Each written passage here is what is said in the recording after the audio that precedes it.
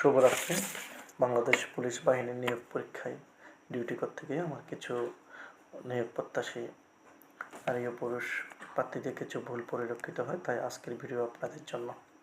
আশা করি আপনারা কিছুটা হলেও উপকৃত হবেন।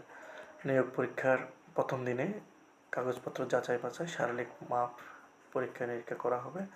ওই দিনে যারা উত্তীর্ণ হবে তাদেরকে পরবর্তী দিন শারীরিক পরীক্ষায় অংশগ্রহণের জন্য প্রবেশপত্র প্রদান হবে। শারীরিক পরীক্ষায় দ্বিতীয় দিন রয়েছে 200 মিটারের কুইক দৌড় প্রতিযোগিতা। এই দৌড় প্রতিযোগিতায় সবাইকে উত্তীর্ণ হতে হবে। এই জন্য সাবধানতার সাথে স্থির থেকে এই দৌড় প্রতিযোগিতায় অংশগ্রহণ করলে সবাই সফলতার সাথে উত্তীর্ণ হতে পারবে। এই 200 মিটার দৌড় প্রতিযোগিতায় যারা উত্তীর্ণ হবে তাদেরকে একই দিনে পোশাক দেওয়া হবে। পোশাক পুরুষদের ক্ষেত্রে 15টা, নারীদের ক্ষেত্রে 10টা। পোশাকে যারা উত্তীর্ণ হবে তাদেরকে লং জাম্প দেওয়া হবে। লং জাম্প রয়েছে 10 ফিট পুরুষদের জন্য, নারীদের জন্য রয়েছে 6 ফিট। লং জাম্পে যারা উত্তীর্ণ হবে তাদেরকে একই দিনে হাই জাম্পে ইভেন্টে নিয়ে যাবো। হাই জাম্পে পুরুষদের জন্য রয়েছে 3.5 ফিট, নারীদের জন্য রয়েছে 2.5 ফিট। প্রথম দিনে মাঠের কার্যক্রম শেষ।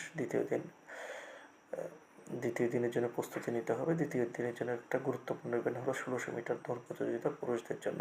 এই ইভেন্টে অনেক পুরুষ প্রার্থী বাদ পড়েছে, এই জন্য এটা খুব দৃঢ়তার সাথে, শক্তির সাথে মোকাবেলা করতে হবে।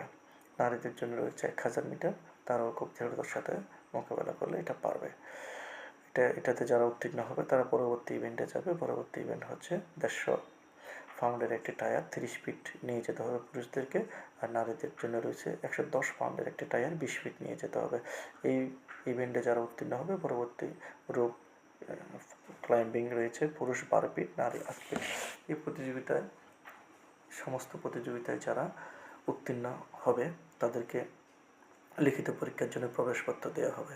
এই যে প্রত্যেকটা ইভেন্ট খুবই গুরুত্বপূর্ণ। প্রত্যেকটা ইভেন্টের জন্য একবার সুযোগ দিতে হবে, দ্বিতীয়বার কখনো সুযোগ দেওয়া হবে না। তাই মনে রাখতে হবে আমি প্রত্যেকটা ইভেন্ট একবারেই টাচ করতে পারবো, এবারে এটাতেই আমার চাকরি হবে। সেই জন্য এটা মাথায় রেখে সর্বোচ্চ গুরুত্বের সাথে শ্রম, মেধা, স্থির থেকে মোকাবেলা করতে হবে। মনে রাখতে হবে সবাই পারলে আমরাও পারবো। যারা কনস্টেবলে নিয়োগ পাবে তারা আপনাদের এখান থেকেই নিয়োগ পাবে, তারাই কনস্টেবলের চাকরি করবে। অতএব তারা পারলে আপনারাও পারবেন। মনে রাখতে হবে লাখো জনতার বীরে পৌঁছাবো মোরা তীরে, তবেই সফলতা আসবে। আপনার এই চাকরির দিকে তাকিয়েছে আপনার পরিবার, আপনার বাবা, আপনার মা, আপনার একটা উজ্জ্বল ভবিষ্যৎ, আপনার সামনের একটা সোনালী দিন। সেই জন্য আপনাকে সর্বোচ্চ বেস্টটুকু দিতে হবে। মনে রাখতে হবে আপনি জয়ী হওয়ার জন্য গিয়েছেন এবং আপনি সব কিছু দৃঢ়তার সাথে শেষ করে সুন্দর একটা চাকরিতে জয়েন করবেন, আপনার সুন্দর কেরিয়ার গঠন করবেন। এই প্রত্যাশা আশা করি ভালো।